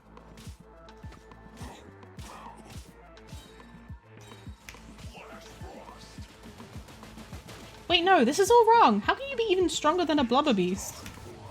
We should ask you this. Oh, I didn't get to see. Don't you underestimate me. I was once famous among the skirmisher recruits. That bloke seems to have activated some kind of elemental shielding. On your guard, Genevieve. Nice.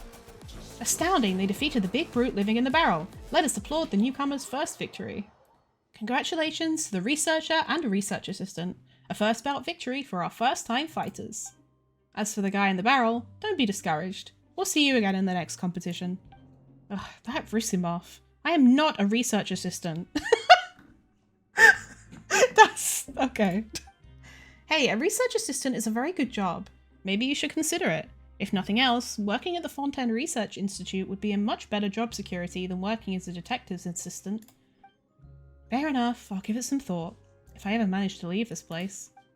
So how did the two of you team up, anyway? You seem like very different personalities. And you don't have much common ground professionally either. Oh, we got drunk and hooked up.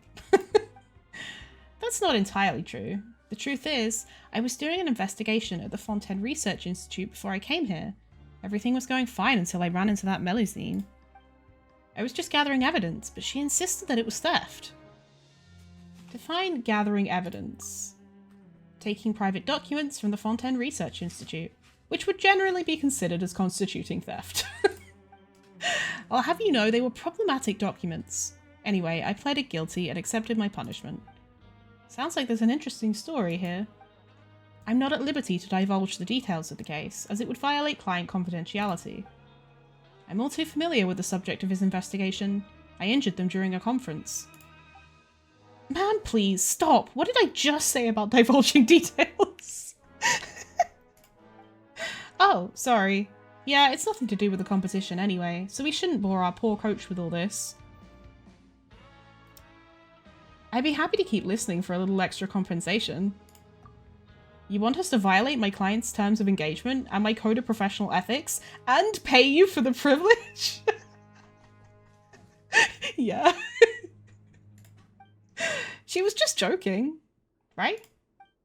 Alright, let's get back to business. Coach, in your professional opinion, what do we need to improve on? Strength. Huh? Paimon thinks Genevieve has them both covered for strength, swinging their axe around. Strength, huh? Definitely an important factor, but not something we can really improve on in a short time frame. Even pure water has its limits. Perhaps focusing on technique would be better for faster results? Both Genevieve and Poiré rely on throwing.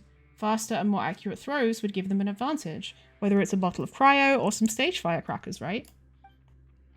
Sounds good. Shall we find somewhere to practice our throwing techniques? As long as we can find a spot where we won't disturb anyone. There's a big empty space near the Rift of Erosion. I think that should work. Let's head over and check it out. It's so insane that they call it that, and that's just a normal thing. This looks like a great place to practice throwing.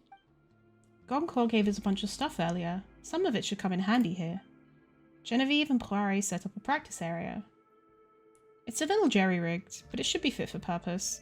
Coach, why don't you give us a demonstration first? My pleasure. We're counting on you, Coach. Hit 12 storage rooms within 90 seconds. Oh! Wait, what? Do I have to... Oh!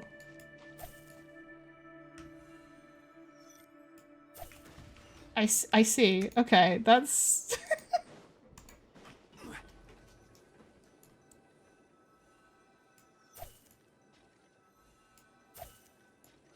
I thought I just had to hit them, but I see.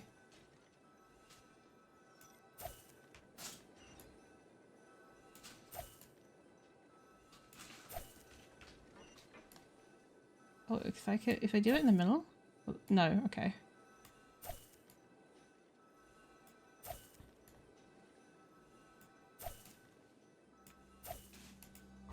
Oh. Hey. Got it? Any questions? I understand it in principle, but... Shall I demonstrate again? Harley, maybe we should let them have some practice now. And you need... What is this angle? This is so weird. And you need hand-eye coordination. Speaking of which, Poiré has to wear glasses. Will your poor eyesight affect your accuracy? Oh, these are just a fashion statement. They're not prescription lenses. For what? Huh? That must be a nuisance, surely. Wearing those in the ring? You just have to treat them as an extension of your body. Besides, if I take them off, no one will recognize me. Don't be silly. Actually, everyone does look alike. This is a little bit of a fourth wall break. Let's not get hung up on spectacles here. Is this basic training really all we can do? It reminds me of being a detective's assistant.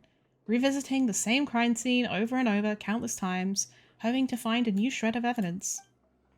There's no substitute for hard work in any field. Our coach has personally shown us how it's done. You shouldn't dismiss the value of practice before you've even tried it. Yep, if you don't put in the time, you'll regret it down the line. How about a sparring match with me instead? Be warned, I don't pull my punches. I'll go practice throwing right away. It needs to be second nature when we're in the ring. Let's take turns practicing. While one of us throws, the other will watch and check their accuracy. Alright, let's do that. Great. Coach Harley, Paimon, let's meet again at the arena when the next round begins. Alright, no slacking off, Poire. Oh, I wanted to see them, like, be here just throwing shit. I think that would have been fun. Oh, wait, no, they are! They are!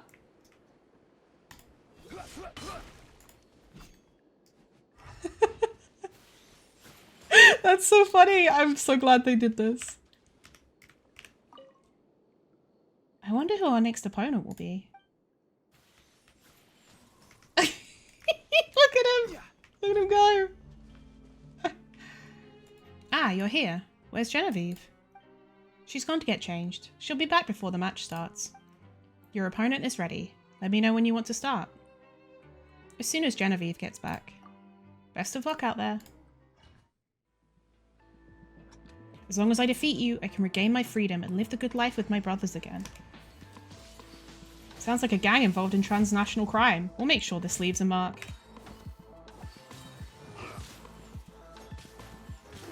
Hey, what's going on? Janitors? Oh. How did I get frozen? My consummate blade work shall not fail, not even against your exotic machines.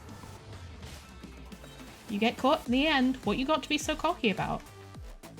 Enough tooting your own horn, Mr. Samurai. Why don't you have a bottle on the house? It's cold and sweet, I promise. Alright, now that the outside environmental influences have been eliminated, this bout is entering its critical phase. Scion of treachery, how dare you use such underhanded schemes against me?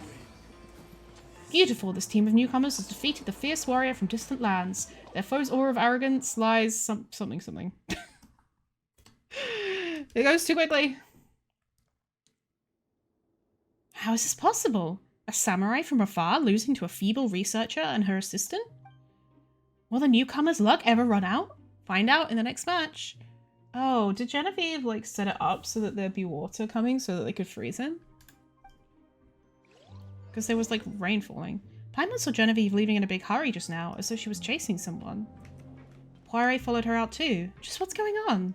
Harley, shouldn't we go check it out too? I'm warning you, it's a serious crime to fight outside the ring. Do you think I care at this point? You psycho! Do you solve all your problems with brute force? No wonder you had to fake the data when you couldn't get the results you wanted.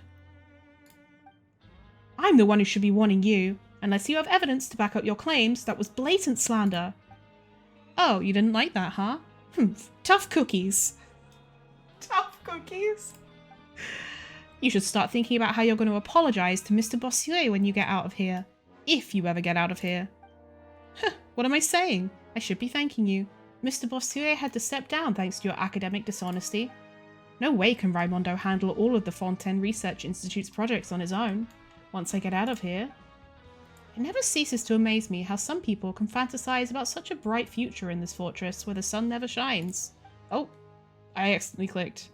Who are you, and how exactly is this any of your business?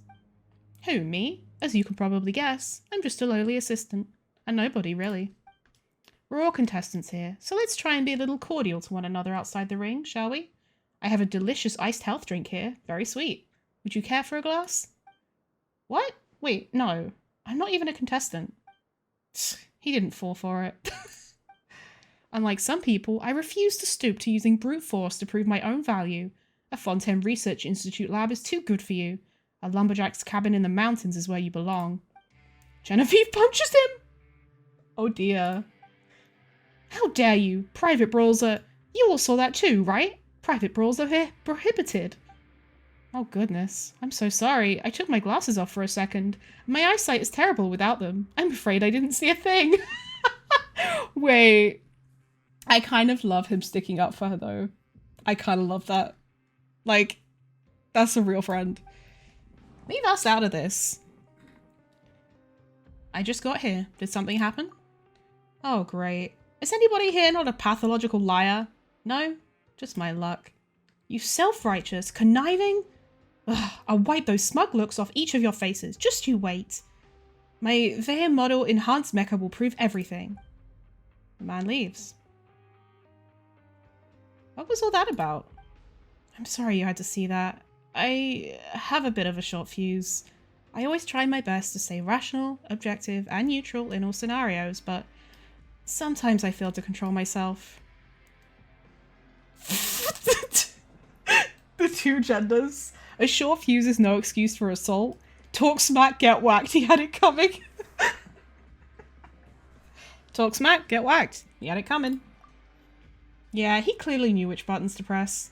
Still, you shouldn't let people provoke you. Violence is rarely the answer. You're right. I'm sorry. I'll try to do better. I love how this is a game about violence. Anyway, who was he? Champfillon. Champfillon. Yeah, Champfillon. He's a senior researcher at the Fontaine Research Institute. He's always had a rivalry with Raimondo, but I guess he thinks he might be in with a chance since Bossuet has fallen from power. But it doesn't look like Raimondo has any intention of giving him the chance. It's a shame, really. If he was Raimondo's equal, the Steam Bird would have to give me my own column space. Why? Also, how do you know about all this? It's kind of suspicious. But when I was caught at when I was collecting evidence at the Fontaine Research Institute, he was the main target of my investigation. All those problematic documents I mentioned were linked to him. I've actually met him a few times before, but he didn't seem to recognize me at all just now. That's why he wears the glasses. Oh, wait a sec. Now you're divulging the details of the case. What happened to client confidentiality and professional ethics? The fact that he's here in the Fortress of Meripede means the case is clearly over. Plus, I sent my uncle a letter recently to see if I could find anything out, and all he sent in reply was, be patient. I knew something weird was going on. I guess he couldn't be bothered to help me since he knew what was about to happen. Humph. And to think I spent years running errands for him, and even let him put me as a supporting character in his novel. I'm not surprised to see him here at all. He's never had a very good reputation at the Fontaine Research Institute. Lots of negative rumours flying around about him. Guess they weren't all groundless. Oh, I know I was sent here for injuring him at a conference, and of course for other reasons too. But I swear the part about his bad reputation is public knowledge. Damn. If you don't believe me, ask anyone else from the Fontaine Research Institute. That won't be necessary. Yeah, anyway, Paimon's more concerned about that stuff he said before leaving. Isn't he not participating in the competition? And even if he was, it's all about entertainment value, right? So why did it sound like he's plotting something nefarious? Knowing how he operates, I guess he intends to take this opportunity to show what he's capable of and impress the powerful people in the fortress. So is he a prisoner or not? Huh, well, having met some engineers from the Fontaine Research Institute before, like Klein's, Paimon's got to ask, what makes this Champfillon guy so special? Professionally, he doesn't have any noteworthy accomplishments, but he's quite skilled at networking and playing people to his advantage. Although, surely he wouldn't... What's the worst he can throw at us? 12 engineers, all built like 2 Rusimovs? No, you moron, it's worse than that. Didn't you hear what he said? The Vey model enhanced mecha. It sounds like he's going to send Clockwork Mecha into the ring to fight us on his behalf. And not your typical Gardamex mass-produced in the fortress either. Some modified variety with enhanced combat capabilities. That's crazy! Clockwork Mecha aren't even human. How are they allowed in a Pancration tournament? Since it's just for entertainment, there are no rules stating that participants have to be human. As a matter of fact, someone once captured a stern shield crab from the abandoned production zone and sent that in as their fighter. Oh, so you really did draw in that fight, huh? It sounds pretty far-fetched, but on the off chance he really does send Mecha into the ring, what are you gonna do? Surrender. I know I'd be letting down our coach, but there's no way I could win that fight with this amount of training. I know my limits. There's no shame in surrendering. Guess there's no other choice. Poiret's just a feeble assistant, after all. I think we just might have a shot, you know. If we can utilize the mutually destructive effects of Pneuma and Uziah energy to weaken the Clockwork Mecha, winning won't be beyond the realm's possibility. I have an idea, but this isn't the place to discuss it. Let's find somewhere in the production zone that's better lit. Okay, Genevieve. So what's your idea? So as I was saying, we need to utilize the mutually destructive effects of Pneuma and Uziah energy to weaken the Clockwork Mecha and create opportunities to attack. This is far beyond the scope of my abilities. I bid you all adieu. Don't go! I can't accomplish this without you.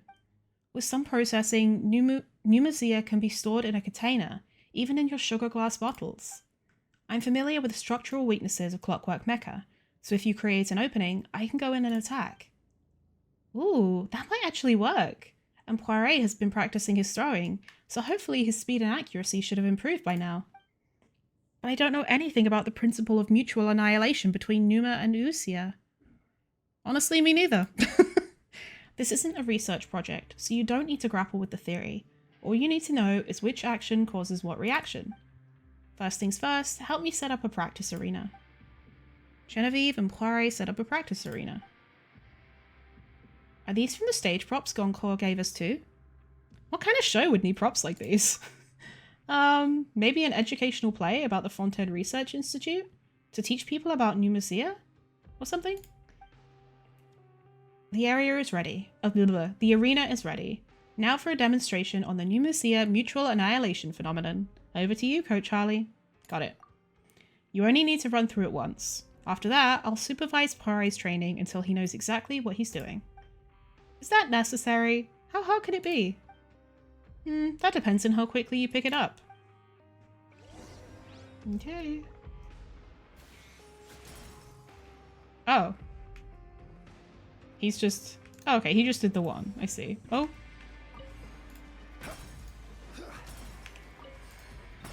There you go. So did I help? You'd have been a much bigger help if you did nothing. Damn. Thanks, Poiret.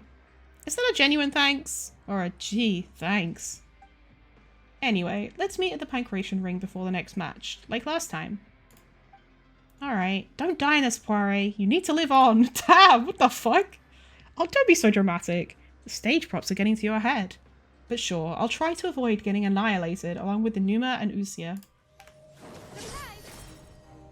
Beautiful, I expected no less from you, Coach Harley. Poiret, you must watch and learn. Nice. I know we can win this. Hey Poiret, how did the training go? Did it work? Yep, I'm now fully versed in the mutually destructive properties of Numa and Usia energy. Congratulations. Maybe a job as a research assistant really is in the cards for you. Sorry, I was just joking. I still don't really get how it works, but I do know what I have to do. Good, because you'll be facing a heavyweight this time. Well, ready to enter the arena? I'm ready. Don't forget to give us your input during the match, Harley. Then let's begin. Contestants and coaches, please take your positions. Oh god, here we go. Finals are about to begin. The researcher and her assistant versus the formidable specialist Max. Oh, let me hear you all cheer. Come on, I want to hear some noise. Bullseye, Numacia annihilation successful. As long as you hit it in the right spot, the specialized mecha is nothing special after all. Chaotic disordered mechanical noises. On the back foot, we should probably take care of that deadly range first. Range combat is advantageous to me. Set mechanical operations slowly wind down. Yeah, because we kind of change like where they stand. Stunning. The researcher and her assistant have transcended their limits and defeated the Clockwork Mecha team. Yeah, we can't really change like where they move on the map, so you can just... I just spam E and Q while I read. What an exhilarating match! Congratulations to the researcher and her assistant, and of course to their coach, Harley. But I have some breaking news. Don't get too comfortable because this match is entering overtime. Your spectacular performance really put me in the mood for a brawl, so allow me to be your opponent during the overtime match. Let's go. What the? You can't just spring that on someone? Oh god. We have reduced health. I'm constantly honing the purest of pancration techniques. Ah! Oh, I didn't even see what that said. Hot, hot, hot, hot, hot, hot, hot! I'm obligated to correct you. The temperature... Oh. No wonder you could win the championship in one go. Every one of your hits sure leave their mark. Darats, influenced by elemental energy. You're exposed! Not good, not good. This bout is over. I admit your strength. The Darkwing Geese team truly is the rising star of something. That hit a new level of text skipping quickly. I accept my defeat. Looks really can be deceiving. You ever said anything about an overtime match? I'm about to pass out. No entertainment-driven tournament would be complete without a few exciting plot twists. Same applies to using firecrackers in the ring, or sweet-scented sugar glass bottles. Without further ado, are you ready to receive your prize? The Fonta Trophy! Unlimited Fonta! Where did Champfeon go? Oh, good point. Those mecha were his pride and joy, and we tore them to shreds. Would you stick around to be humiliated further? He's probably hiding away to escape the shame. I doubt it. Like you said, they were his pride and joy. I don't think he's going to take this lying down. You've got nothing to worry about. You're the champions, and you even defeated me. You can handle whatever else he might throw at you. Be that as it may, fighting 2 matches back-to-back has completely exhausted me. I need to sit down or I'm gonna faint. Right now, he could throw a newborn puppy at me and I'd probably lose the fight.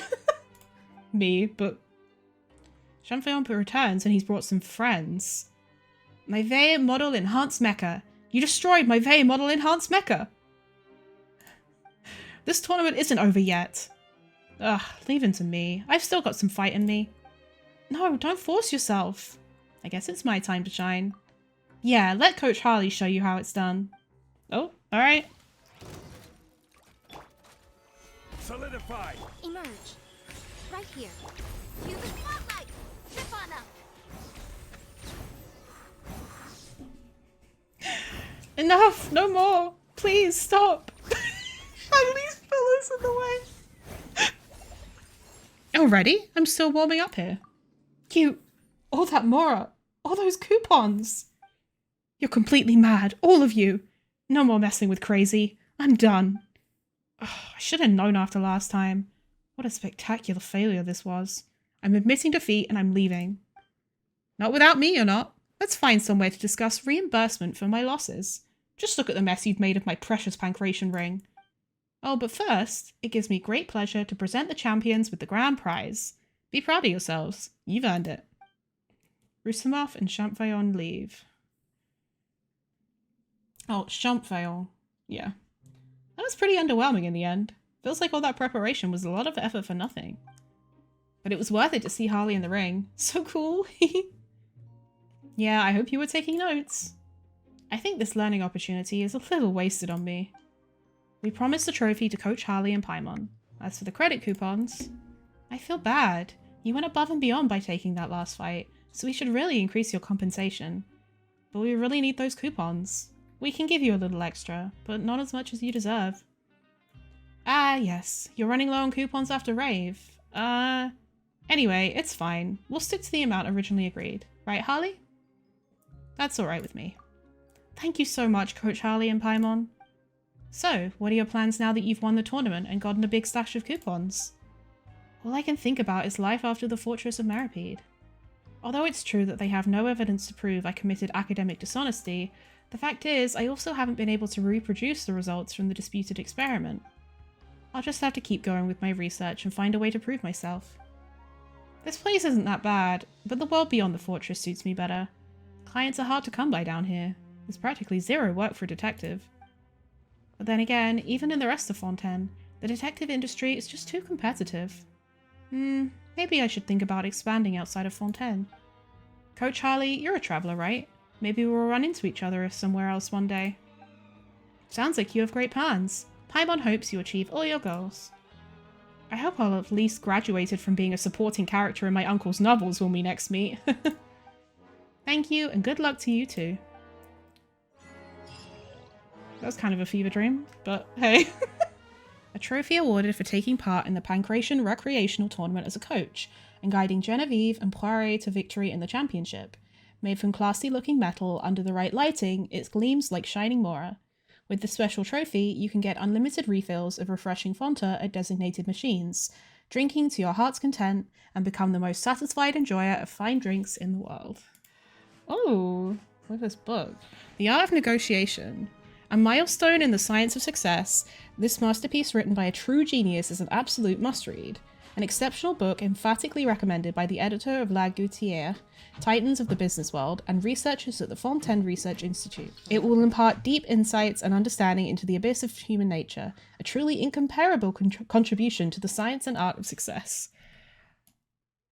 This is based on something. This is a reference to something, and I'm not sure what, but I know it's a reference. What is this a reference to? Oh? Oh! The art of negotiation. People often say I've got a good head for business, that I'm good at spotting and taking advantage of opportunities. Personally, I don't think of it like that. I think we make our own opportunities. I started from nothing, with not a mora to my name. I had nothing to rely on but myself, my ability to negotiate and persuade those better off to work with me. That's how I created my opportunities, through negotiation. And all my experiences have taught me that the ability to negotiate can solve almost any problem. That's what I've always counted on. So I hope you won't follow the path I describe, as that would only make the world more difficult for me to succeed in. What? Gain the initiative. I think the outcome of most negotiations can be determined from the outset. Everyone who knows me knows that. I used to be an itinerant desert trader, which is how I got my start. I had no money, no experience, but I learned something very important out there. Always speak loudly to make people think you are confident. The desert is hostile to outsiders. The locals there will only deal with those they trust. They are scared of outsiders, or rather maybe they're scared of being cheated. So why would they trade with me, some penniless kid with no background? Maybe because they didn't see you as a threat? But later I realized that their rejection of outsiders was only a symptom. So what was the underlying cause? It's because they can't be sure of the quality of products that come from outside. So obviously, you need to provide compelling proof of the quality of your goods to win their trust. Or make them think you have that compelling proof at least. Now, how do you make them think that? It's all in how confidently you talk, even if it's just bravado. As long as you act confident, people will assume you have a reason for that confidence, and they'll talk themselves into trusting you. So I hawked my goods loud and proud. To me, if someone's overconfident, I'm like, I'm sus. I used my imposing manner to overpower them, beating them down until they started to wonder why I dared talk like that. Jesus! Well, I had to be because I had plenty of buyers, and I didn't care if they made a purchase or not, right? Which meant I had to have a good reputation for selling quality goods, which meant they couldn't go wrong buying them. And you all know what happened next. I made my first fortune. Looking back, I feel that negotiation is all about convincing the other party to agree with or accept whatever you're telling them. Not quite, but... If you gain the initiative by showing your strength and overwhelm your opponent with an imposing manner, they'll be convinced. That is not true. And that brings our goals within easy reach, doesn't it? Steer the conversation. I find steering conversation to be a very effective negotiation technique and a reliable way of getting out of a difficult situation. I once wanted to try to sell goods from Mondstadt in Lille, but my customers didn't know anything about Mondstadt. They were just ordinary folk who'd never set foot outside Lille in their lives. Mondstadt's right next to Lille. For them, buying goods from some unknown place was a huge risk, so sales were understandably poor. And as you can imagine, my investor was losing faith. Now that might sound like a thorny problem, but the solution was simple. I had to talk to my customers about what a great place Mondstadt is, making them curious about it, or even trusting. And that trust would transfer to my goods and convert into sales. And what about my investor? That was even easier. He lacked faith, so I gave him some. I convinced him sales would be good. And of course, it doesn't really matter if sales really are good or not. Once you identify the root cause of a problem, the solution will become apparent. But I couldn't be too obvious about it. I carried out a market research survey, with a moral reward for anyone who filled in a questionnaire. Everyone was clamouring to fill one in once they heard the sound of Mora. Now you might be wondering what this has got to do with negotiation. I can answer that. The most powerful weapon in negotiation is the truth, and the truth can be manipulated. The questionnaire looked like market research, but it was actually guiding everyone toward the conclusion I wanted them to reach. So here's what happened. I planted some leading questions in the survey. For example, I felt Mondstadt is known for its freedom, while Lille's citizens largely desire leisurely and happy lives. Thus, the conclusion I wanted people to reach was that those two things are mutually complementary. So I asked questions like this. Do you like a relaxed and leisurely life? Do you like an atmosphere of freedom? Do fine wines help you enjoy life? And so on. Most people would answer such questions in the affirmative. Next, we used the survey to ask if they like free and happy cities, such as the city of Mondstadt. And naturally, most people answered yes. With that, we created the impression that everyone in Mondstadt is happy. That gave me an image to leverage in my sales. Bog fine wines! See? You're the problem. That gave me an image to leverage in my sales. I wasn't selling goods now, I was selling a lifestyle of happiness. And obviously, you can all imagine how successful I was. Of course, you will always run into contrary types who insist on singing a different tune. Those responses can influence the data from the survey and cause undue concern to the people who see those numbers, my investor for example. I had to eliminate that, or at least reduce it, and I did so in a rather crude way. I hinted to the participants that the moral reward would be dependent on their answers. Money is enough of a temptation to convince most of the contrary types to compromise. That meant I had cleaner data, which I could use to bolster my investors' faith. And that meant it was time for the next part of my plan. That's bribery, bestie! The universal formula. People often ask me if there are any unbeatable negotiation techniques that can be used in any situation. I tell them there is one. It is to begin your answers like this. I agree with your views, but... I call this the universal formula for no other reason than that it analyzes and uses human nature.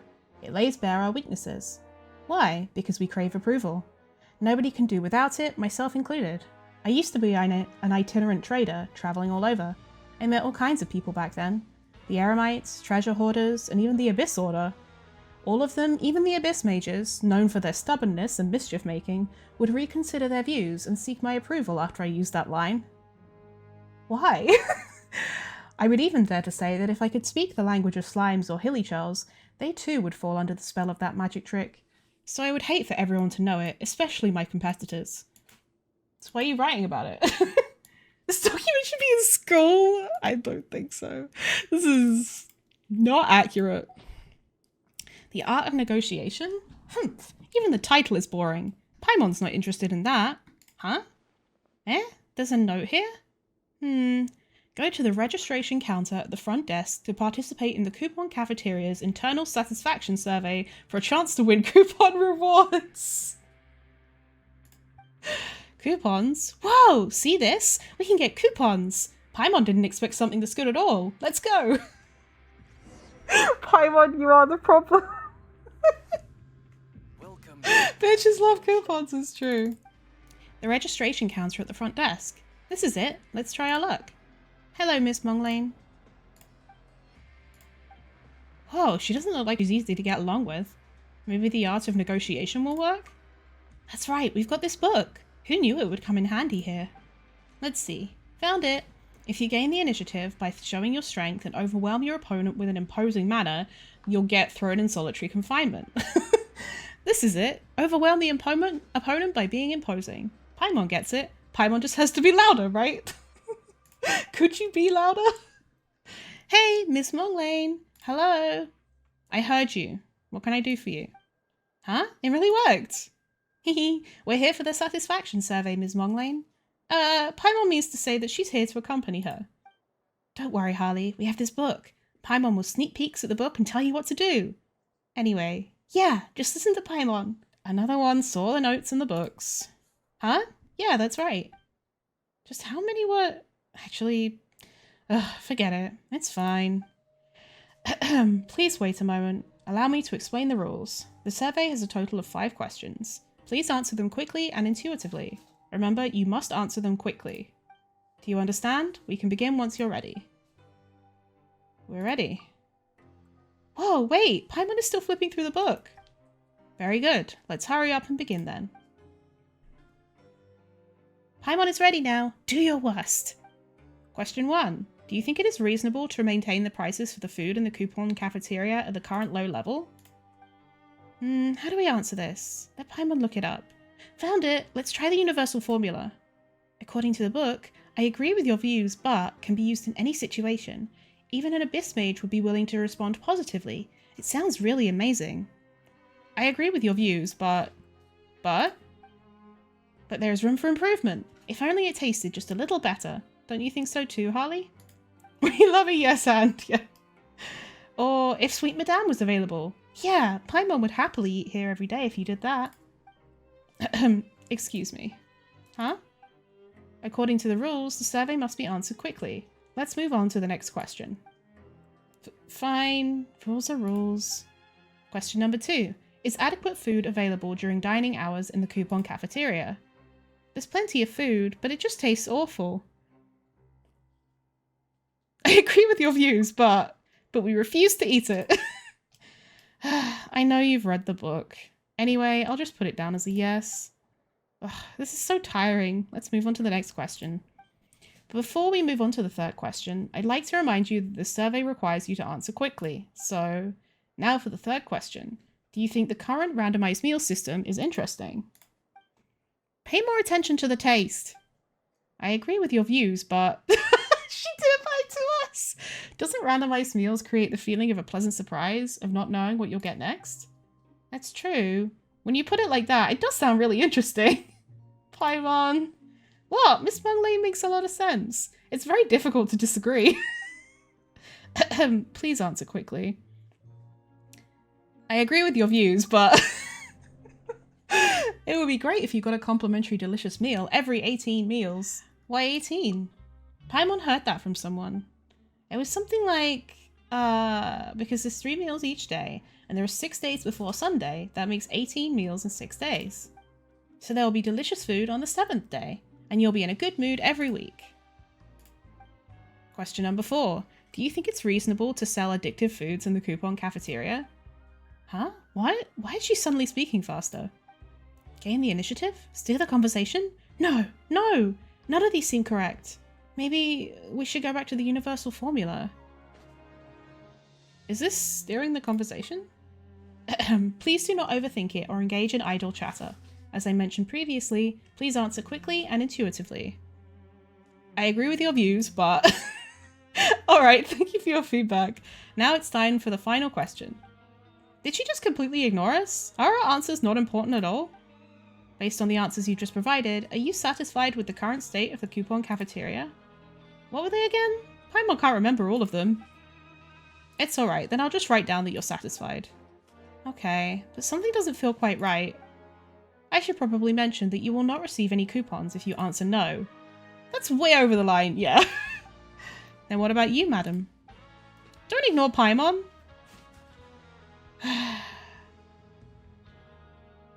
I'm generally satisfied, but...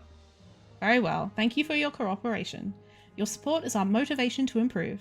Please sign here to claim your coupons. The intelligent flying clockwork device by your side can sign for the coupons too. Intelligent flying clockwork device? Huh? Paimon gets some too? But Paimon didn't even participate. Is that really okay? Wait, Paimon is Paimon, not some intelligent flying clockwork device. Very well. Anyway, we respect all input, so everybody, all people and Mecha are eligible. Didn't you hear, Paimon? Paimon isn't a flying clockwork device. Paimon is Paimon. Don't ignore Paimon. Understood. Anyway, in order to help save your precious time, I can fill in the survey for you.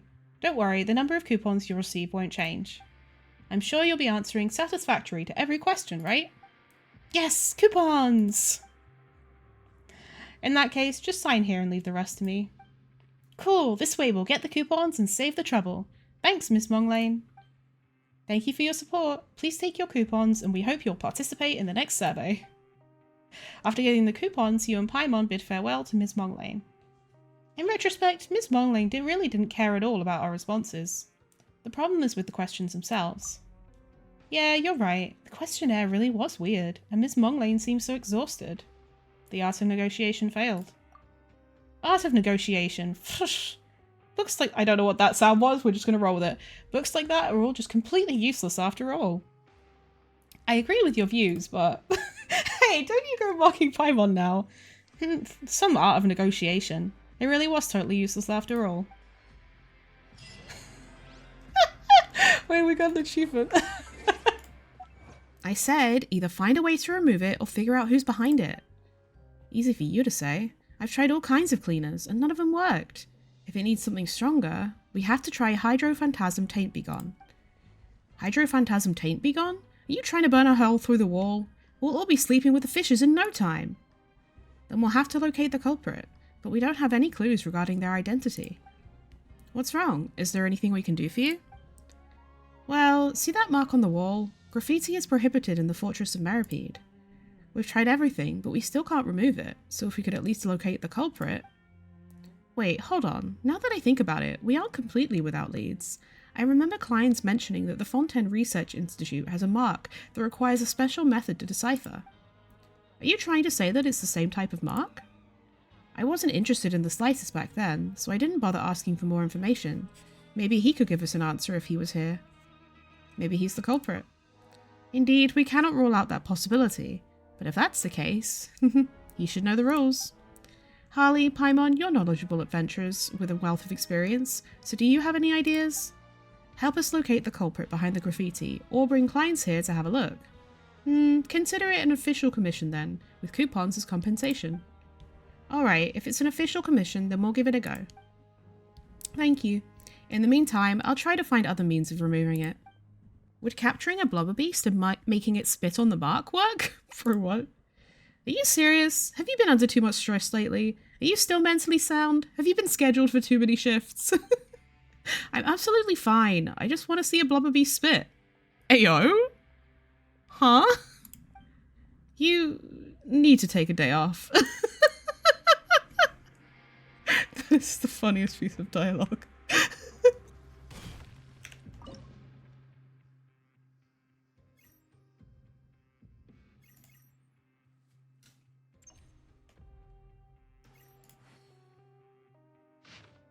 To free a minority from their supervisory duties, the road to freedom has been blocked. No matter who you are, please tell me. What? Huh? Isn't that Klein's? Hello, Klein's. We meet again.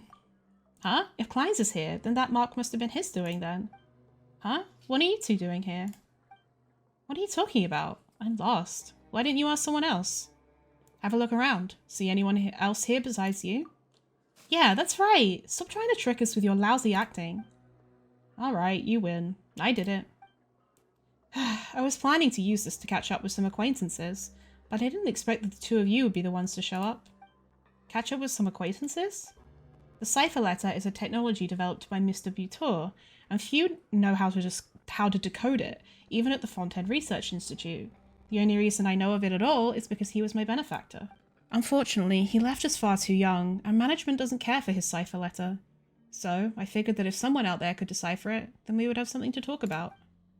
Oh, I don't mean that there's nothing to say between us, but there are many topics we do not have in common. I'm so sorry about that. When you say something like that, just how do you expect me to reply? I know that at times like this, I should be polite and say something like, it might be nice to hear about your adventures, but I've decided to be honest with myself. With this, anyway. I don't want to hear novel stories about the outside world. All I want to do is catch up with someone, so I should be the one to apologize. Anyway, is that the only reason you're here? Paimon almost forgot. Galvayer and Mapoil asked us to investigate the culprit behind the graffiti. Turn yourself in, please. Turn yourself in. We won't show you any mercy if you resist arrest. Why are we being such cops right now? Can't we just talk about this? Forget about Mapoil. I just don't want to fall into Galvayer's clutches. Would it be possible for you to, just turn a blind eye to this whole thing? But Mapoil said graffiti is prohibited in the fortress, and breaking the rules is bad, isn't it? Paimon, don't be a cop. If you're feeling a bit generous with definitions, then the cipher letters on the wall are no different from anything else posted here. They're decorations, nothing more. How about I go with you, but Harley can decide whether or not to turn me in? Of course, if you choose to help me and save me from Galvayer's clutches, I'll be willing to compensate you accordingly. I'm putting my fate in your hands. Let's head out now. I see you found Klein's, but have you found the person responsible for the graffiti? Or at least any clues? Well, about that. This requires a professional. Klein's, have a look.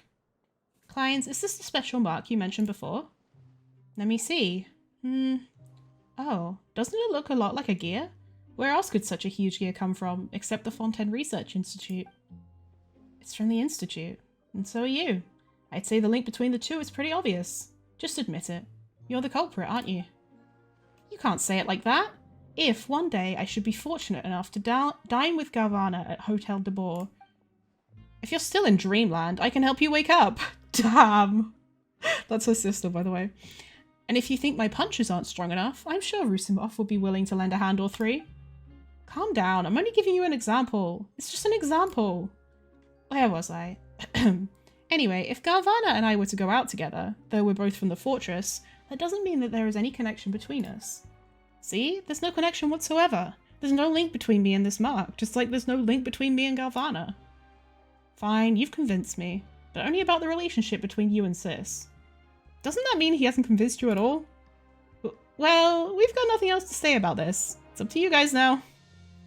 Well, no matter what, I owe you my thanks. And the compensation you were promised. Right, Harley and Paimon, I almost forgot your compensation. Although it's a pity you couldn't locate the culprit. But I'm sure clients will have a way to remove the mark. I'll leave the rest to him and Galvayer then. In the meantime, I have other work to attend to.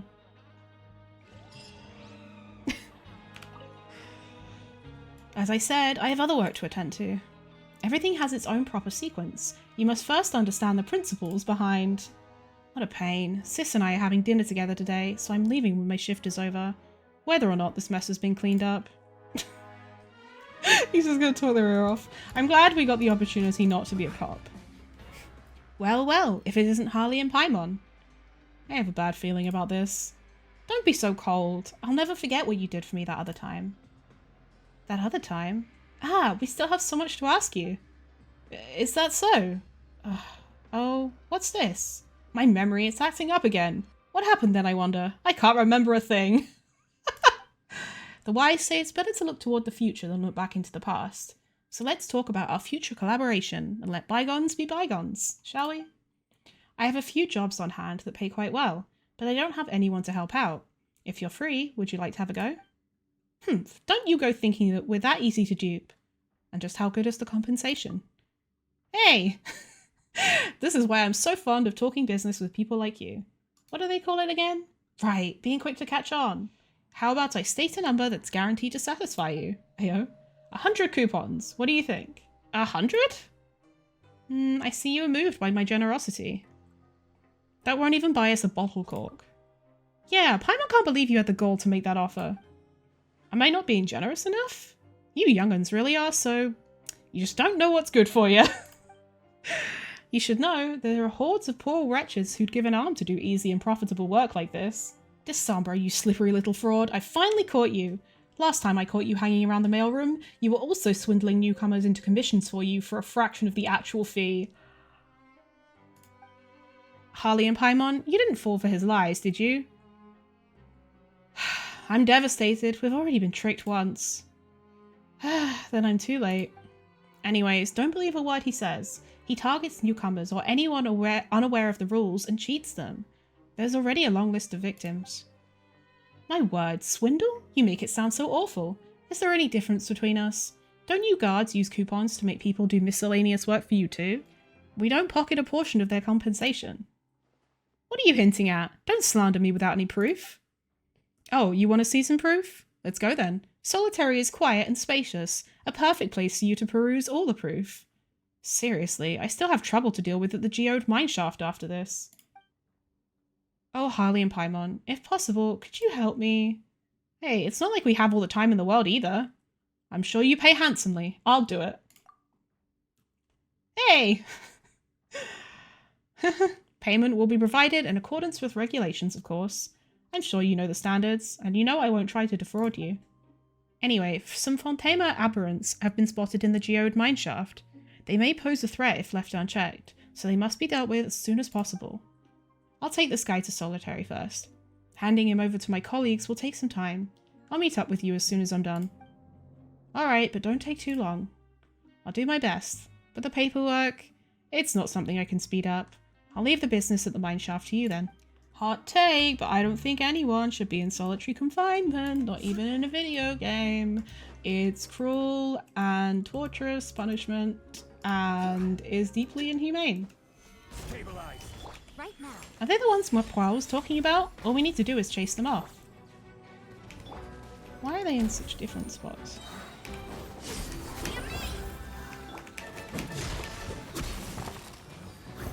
Right here. Emerge. Right now.